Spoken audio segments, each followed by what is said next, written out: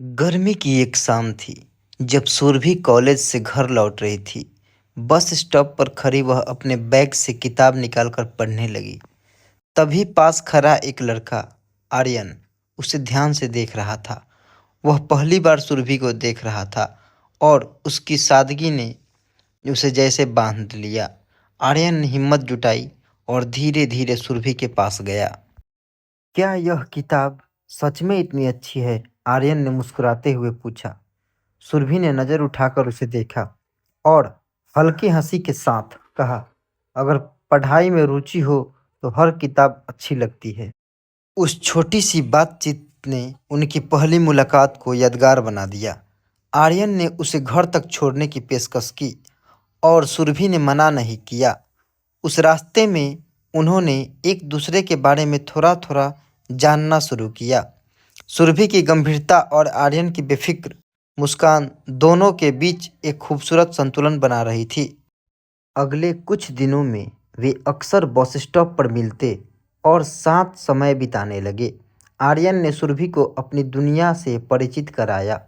खुला आसमां, गिटार की धुन और दोस्तों की मिठास। वही सुरभि ने आर्यन को सिखाया कि जिंदगी को गहराई से महसूस करना कितना जरूरी है। एक दिन आर्यन ने सुरभि को एक शांत झील के किनारे बुलाया। वह थोड़ा घबराया हुआ था, लेकिन उसकी आंखों में एक खास चमक थी। उसने सुरभि से कहा, तुमसे मिलकर मेरी दुनिया बदल गई है। तुम्हारी बातें, तुम्हारी मुस्कान, सब कुछ मेरी जिंदगी का हिस्सा बन चुकी है।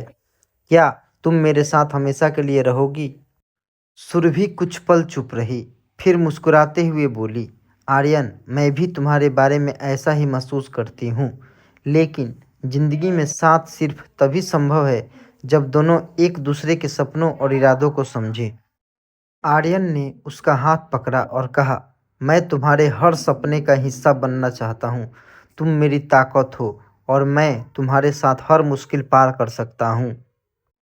उस दिन सुरभि और आर्यन के बीच इश्क का पहला एहसास पुख्ता हो गया।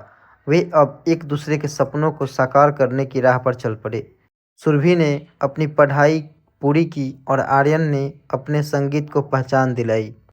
दोनों ने एक दूसरे का हाथ थामे हर मुश्किल का सामना किया।